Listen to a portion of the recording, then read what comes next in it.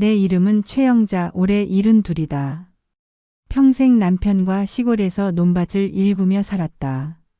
봄이면 모내기, 여름이면 김매기, 가을이면 추수.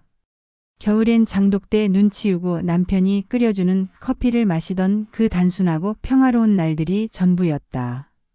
하지만 남편이 세상을 떠나자 그 평화로움은 한순간에 공허로 바뀌었다.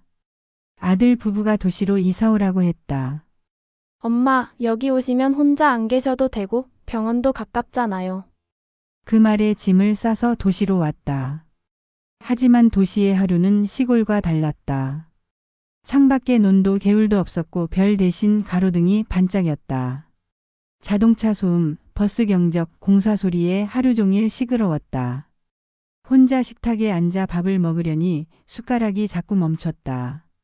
시골에선 매일 오가던 이웃도 담 너머로 잡담하던 할머니들도 없었다. 도시에선 문을 두드리는 소리조차 없었다. 며칠은 TV만 켜두고 살았다. 말소리라도 있어야 덜 외로울 것 같아서. 그러다 문득 이게 내가 원하던 노후였나라는 생각이 들었다. 엘리베이터에서 우연히 옆집 아주머니를 만났다. 그분이 말했다. 경로당 가봤어요. 주말에 모임 있던데. 그 말이 자꾸 마음에 남았다. 시골에선 마을회관이 생활의 일부였지만 도시 경로당은 생소했다. 괜히 갔다가 무시당하면 어쩌나 걱정이 앞섰다. 주말이 되자 마음이 이상하게 움직였다.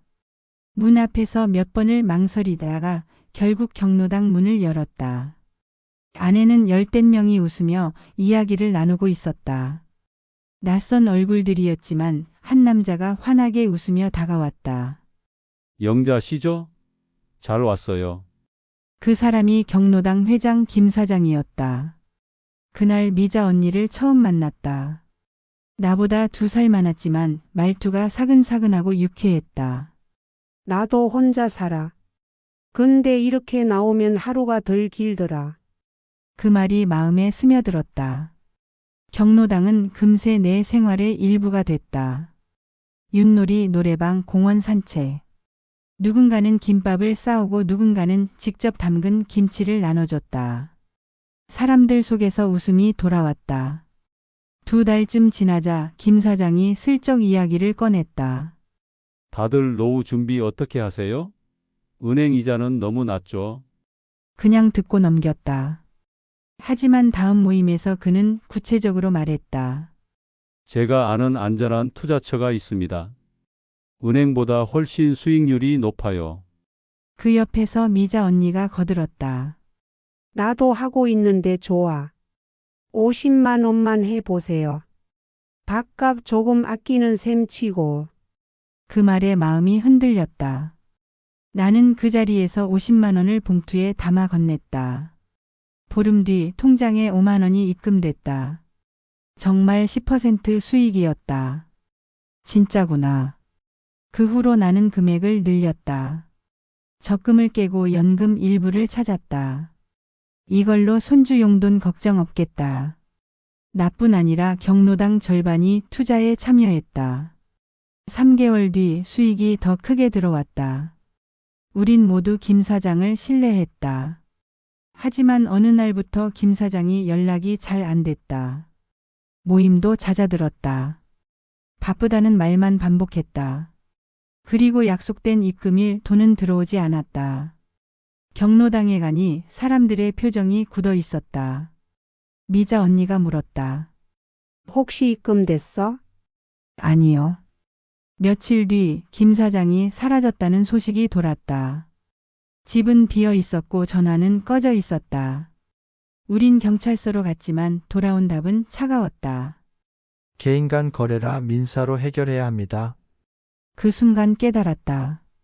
그동안 받았던 이자는 내 돈, 그리고 다른 사람들의 돈에서 떼어준 미끼였다는 것을. 경로당엔 웃음소리가 사라졌다. 사람들은 서로 눈을 피했고 모임은 흩어졌다. 나는 다시 집 안에서 혼자가 됐다. 밤이면 라디오를 켜고 따뜻한 차를 마시며 버텼다. 외로움은 돈보다 무섭다는 걸 알았다. 몇 달 후 동네 도서관에서 무료 강연이 열린다는 소식을 들었다. 주제는 시니어 금융 사기 예방. 처음엔 망설였지만 결국 참석했다. 거기서 나와 같은 피해자들을 만났다. 우린 서로 이야기를 나누며 다시 웃음을 되찾았다. 나는 이제 쉽게 사람을 믿지 않는다. 하지만 완전히 마음을 닫지도 않는다. 사람 속에서만 느낄 수 있는 온기가 있다는 걸 알기 때문이다. 다만 내 손안의 돈과 내 이름으로 찍는 서명만큼은 2번, 3번, 10번 생각하고 나서야 한다. 혹시 지금 누군가 안전하다, 수익이 높다는 말로 다가온다면 부디 제 이야기를 떠올려 주길 바란다. 외로움은 가장 큰 덫이다. 그리고 그 덫은 생각보다 더 가까이에 있다. 김 사장이 사라지고 집에 돌아온 날 밤. 나는 한참 동안 불 꺼진 거실에 앉아 있었다. 머릿속이 복잡했다. 내가 바보였나 하니 그냥 좋은 사람을 믿었을 뿐인데. 하지만 믿음은 나를 배신했고 그대가는 너무 컸다. 며칠 뒤 아들에게 전화를 걸었다. 처음엔 아무렇지 않게 말하려 했지만 목소리가 떨렸다. 아들아, 엄마가 조금 손해를 봤다. 아들은 잠시 말이 없었다가 얼마나? 하고 물었다. 나는 솔직히 말했다. 1,500만 원. 그 순간 전화기 너머에서 깊은 한숨이 들렸다. 엄마, 왜 이런 걸 저한테 말 안 했어요? 그 말에 가슴이 더 무너졌다. 마치 내가 가족을 속인 사람처럼 느껴졌다. 며칠 동안 아들은 전화를 받지 않았다. 며느리가 대신 전화를 걸어왔다. 어머니 힘드시죠? 앞으로 이런 일 없게 조심하세요. 그 말이 틀린 건 아니었지만 왠지 모르게 차가웠다. 나는 다시 혼자가 됐다.